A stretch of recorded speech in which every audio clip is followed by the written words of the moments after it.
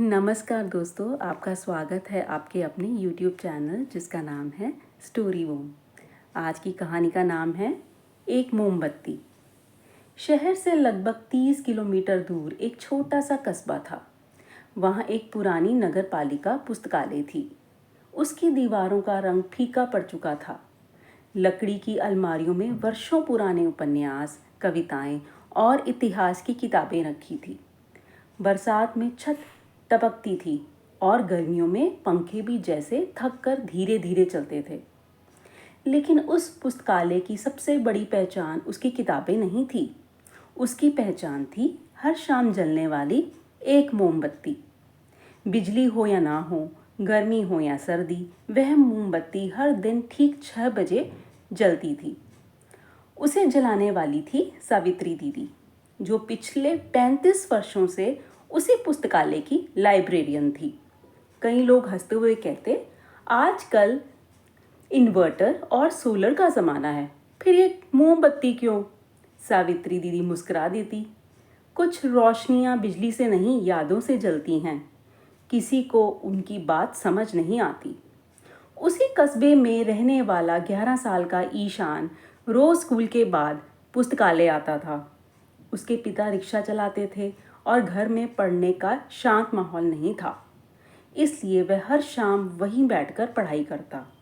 एक दिन उसने भी पूछ ही लिया, दीदी, जब ट्यूबलाइट जल रही है तब भी मोमबत्ती क्यों?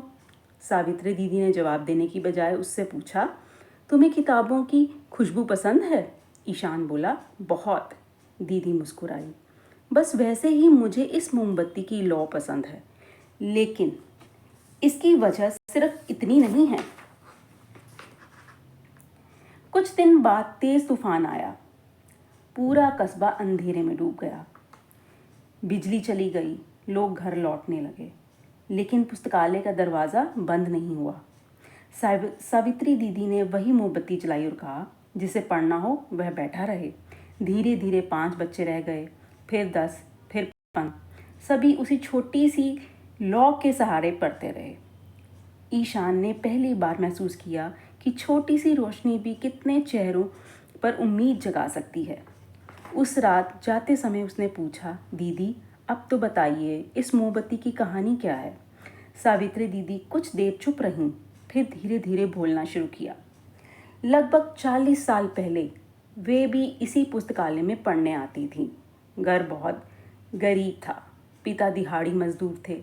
बिजली का बिल भरना मुश्किल हो जाता था। एक शाम परीक्षा से पहले पूरे कस्बे की बिजली चली गई। वह बहुत रोने लगी। उन्हें लगा कि अब परीक्षा खराब हो जाएगी।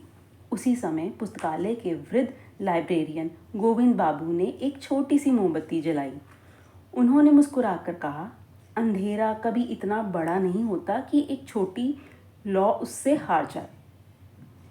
उस रात सावित्री ने उसी मोमबत्ती की रोशनी में पूरी रात पढ़ाई की।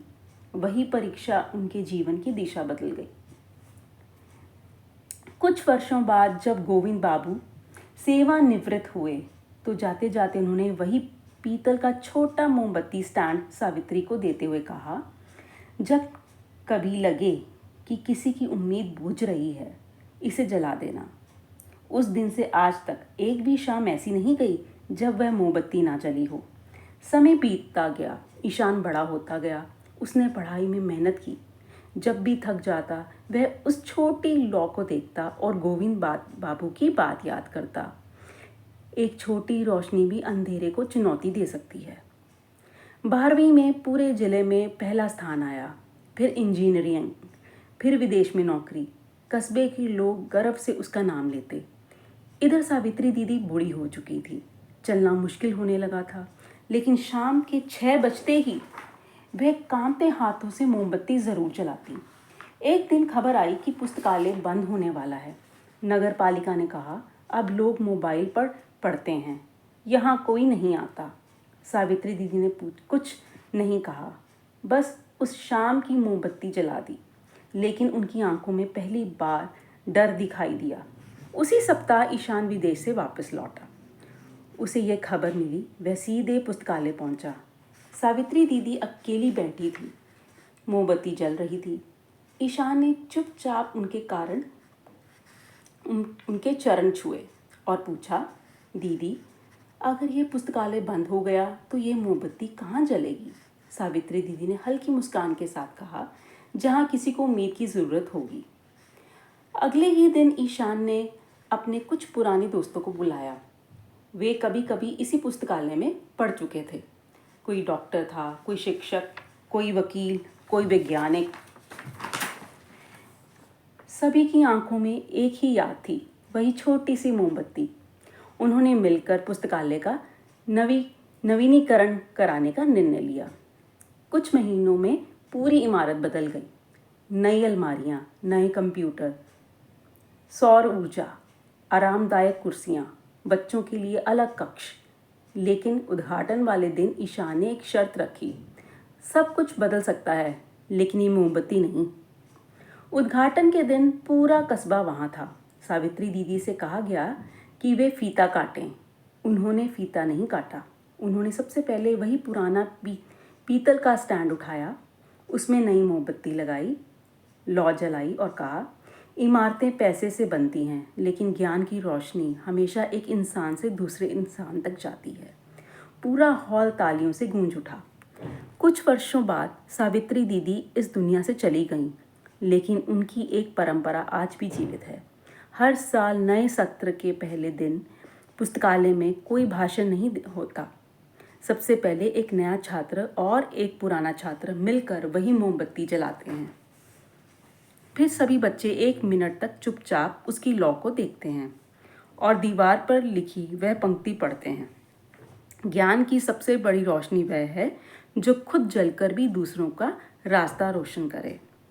आज उस पुस्तकालय में हजारों किताबें हैं, सैकड़ों छात्र आते हैं, बिजली कभी जाती भी नहीं। फिर भी हर शाम ठीक 6 बजे एक छोटी सी मोमबत्ती अब भी जलती है, क्योंकि कुछ परंपराएं रोशनी के लिए नहीं, इंसानियत को जिंदा रखने के लिए होती हैं। तो इससे हमें ये शिक्षा मिलती है, दिया, मोमबत्ती या इंसान, इनकी असली कीमत इनके आकार में नहीं बल्कि इस बात में है कि वे अपने हिस्से की रोशनी कितनों तक पहुंचा पाते हैं। जो व्यक्ति दूसरों के जीवन में उम्मीद की लौ जला दे, उसका प्रकाश उसके जाने के बाद भी बना रहता है। सो दोस्तों, मुझे पूरी आशा है कि आपको ये कहानी ज़रूर अच्छी लगी होगी। यदि ऐसा है तो कृपया आप हमारे चैनल को सब्सक्राइब करें, लाइक, शेयर व कमेंट ज़रूर करें। हम बहुत जल्द एक नई कहानी के साथ आपके सामने फिर से हाजिर होंगे। तब तक आप हमारे चैनल के साथ जुड़े रहिए। स्वस्थ रहें। आपका बहुत बहुत धन्यवाद।